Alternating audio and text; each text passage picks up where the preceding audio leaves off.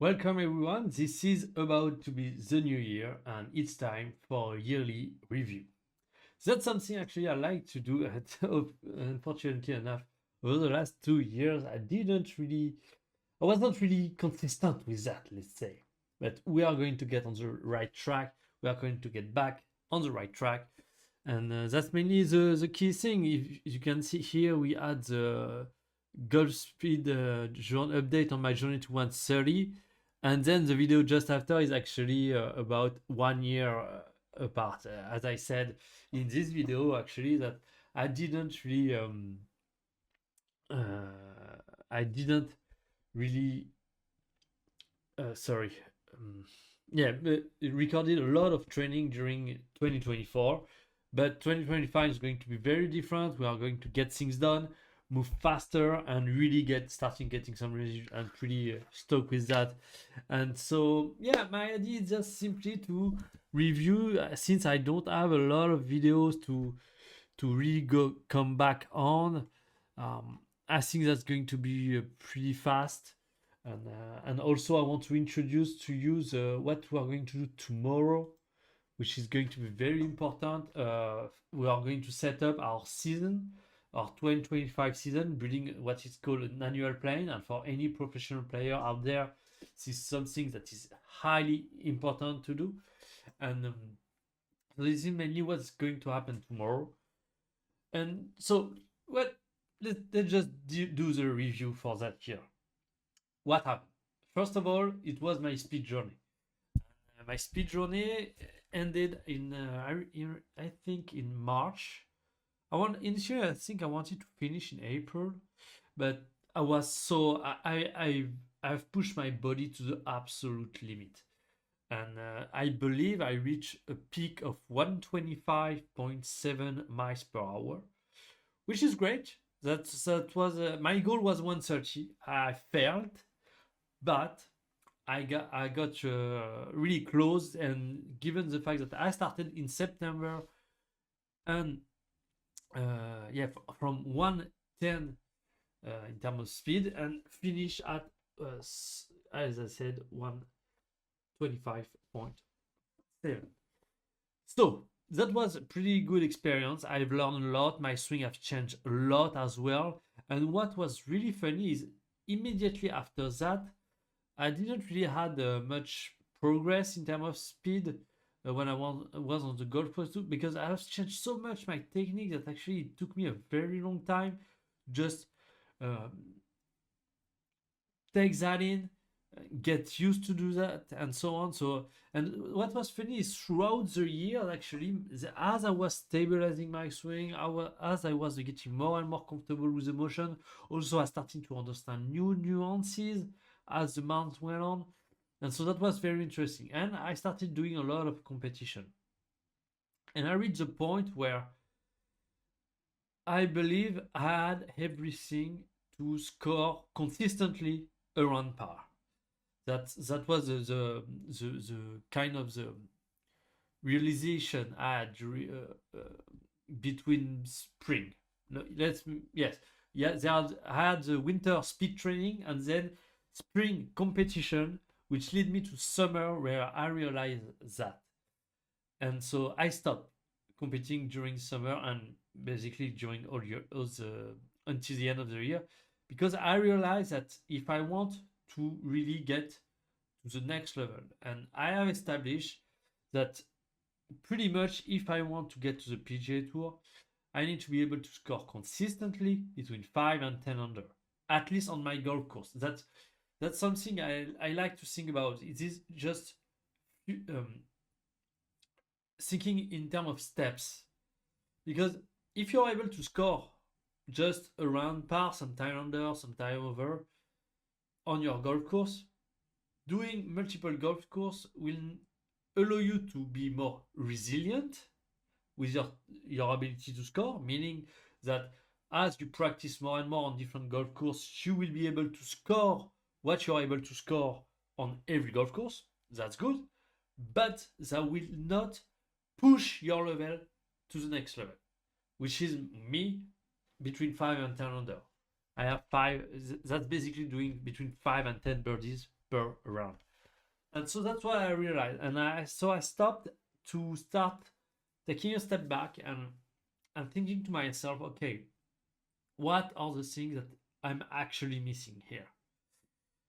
So there is still a term of speed, definitely, because even though I have been able to increase my top speed, is that I was only able to do that when I was actually uh, in high tension inside and not relaxed, not just smoothly going on the golf course. And so, I can only produce speed with high amount of tension and high amount of energy, which is, and given the fact that my main issue that I have that I need to work on is my endurance, that wasn't that great. So that's why I want to start working on speed again, but that's the key difference. I want to increase my baseline, not my top speed. And I believe that's a completely different way to work on speed, which is more like what Bryson DeChambeau did, which is mainly hitting 100 to 200 balls per session, 5 to 6 times a week, and really going after it on each ball to get your body used to swing faster and to increase your baseline higher and higher. Because when it comes to top speed, this is really about how fresh you are and how much energy you can put into each shot. Where on the other side, to increase your baseline, what I kind of start to understand here is you need to get so extremely tired and still try to push speed, because this will force your nervous system to become more and more efficient as you go. And yeah, so that mainly that's going to be the goal. And also, I think it's time I'm getting that done. Uh, the fact that my swing look like Rory's McIlroy swing, and even though I've kind of worked on it and so on, I believe it's time. And I'm going to do that during the speed training, because the speed training is about this is the way where you're going to break your technique. So I'm going to really force myself to do the exact same swing as Rory McIlroy, then learn how to produce high amount of speed through that technique, and then continue to work on speed to get faster and faster until I reach my goal of 130. Okay, that's going to be top speed, but the idea is I need to be able to be on the golf course between 120 and 130. That's going to be my goal for this year. First goal. Second goal. I mean, if only I do that, I will be happy, and that's going to be the main focus, and that's why all the video you're going to see on my channel, that's going to be the 6 sessions per week that I'm going to do.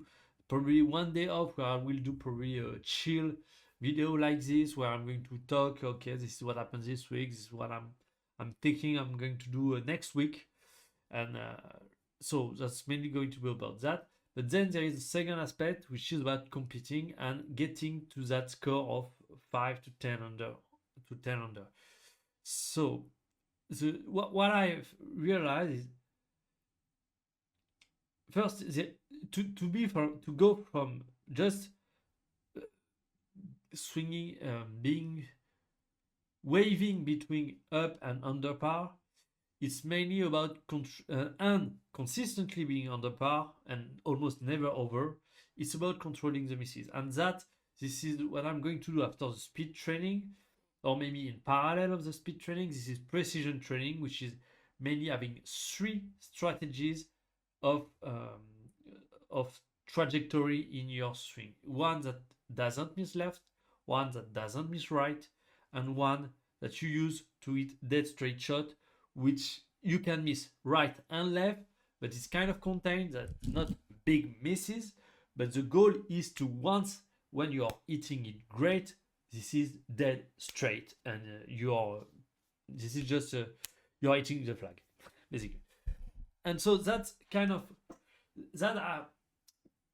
I kind of have the foundation for that. This is what I worked on over the end of this year, which made me, during my practice run, really consistent to be able to score under par. But to really get to the level I want, I need something else. Something that will allow me to consistently score 5 to 10 birdies per round without making bogeys. That's the key. Because every bogey that you make, you need to make double amount of birdies in order to score the same score. And so that's just when you want to score that low, you cannot afford a bogey. That's just as simple as that. Cannot afford. So you have to be able to make birdies without making bogeys. And I believe that comes really about building an edge over your competitor, and also being very strong in terms of strategy, not making mistakes. And the way I find it for me, and that's what I'm going to really focus on once the technique with the driver is solid, this is becoming a sniper of the fairway, the approach shot towards the green. And really not even trying ever to get a wedge. Okay, having a wedge you can put great shot, but the key issue is if you're good at wedges, you have the temptation to take driver way too often and to be aggressive, and sometimes make mistake because of that. Where if you really try to train yourself to become a sniper from the fairway between 150 to 200 yards, you don't have to take risks of the tee. You know your distance, you know where you are comfortable, so you just hit to that distance, and the rest is just chill. You just chill on the golf course. You never take a risk, and yet because you are a sniper, you can still make birdies. That's the key. So because until now I was kind of, and maybe you can relate, trying to cheat my way to make birdies. Mainly trying to hit drive as hard as I can on little par 4 to have a chip and make chip putt for birdies, or trying to reach par 5 in 2. Mainly that was that. But I mean, there is only 4 par 5 per round, and maybe 2 or 3 short par 4 that you can have a chip on. And so that's in total, if you're able to, while taking risk, making birdie on each of those holes, that's only 7 birdies. So we are far from the 10 birdies we need. Because let's be honest, even if you make 10 birdies, sometimes you will make, even though you try to not make bogeys can happen. So if you want to be able to score in 5 and 10 under all the time, you need to accept that sometimes you're going to make 2 to 3 bogeys. That can happen. And with 2 to 3 bogeys, you need at least 8 birdies to score 5 under. So this is what we are dealing with here. So this is just the understanding that this is not enough. Hitting hard is not enough. Having wedges is not enough. And moreover, having the temptation to go for the green and so on, it will just make you have a risky shot.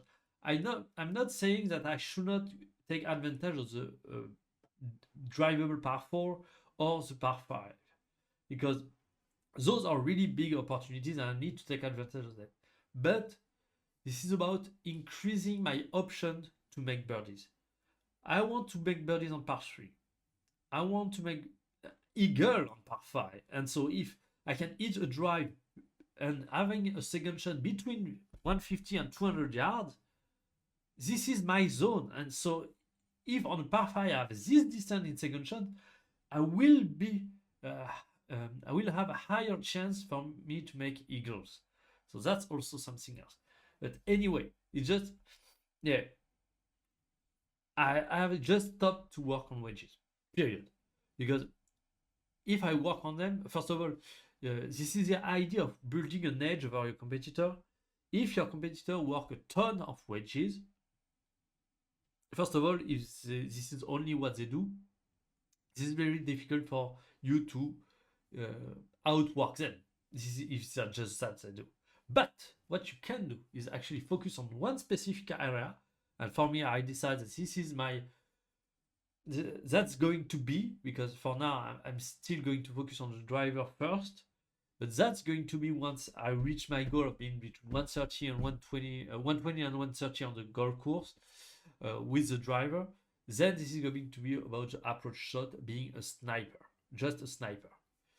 And I'm going to work my ass off on this to be the best player in the world on this. Period.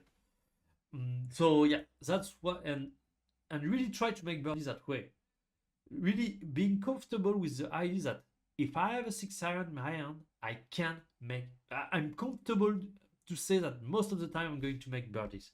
This is the kind of the mindset I need to have, and also that's something I don't know for you, but in terms of distance, that's much easier, I believe, to make mistakes with wedges than it is with mid to long iron, because mid to long iron, as long as you're able to get the ball online, then it's just a question of choice. You just need to choose wisely. And once I'll be on the tour, I will have a caddy with me that will help me have those good choice every time. So the best leverage I can have is actually being a sniper. Anyway, I start from it, but that's the key. And I'm not talking about short game and putting so far, because I don't want to work on that until I'm on the tour. I know that's kind of strange to say, but I want to have some margin of improvement once I reach the pro level to actually reach my final goal of, if you have followed me, you know it. But yeah, I believe putting is a big strength of mine. Even if I'm not working that much on it, I'm still relatively good at it. And I believe that once the driver is solid, the approach are extremely solid, then I will spend all my time, once I'm on the PGA Tour, working on putting to really being just monster at it. And because I will have set the foundation for me, because if I hit bombs, put the ball close to the fly, then it's just about putting.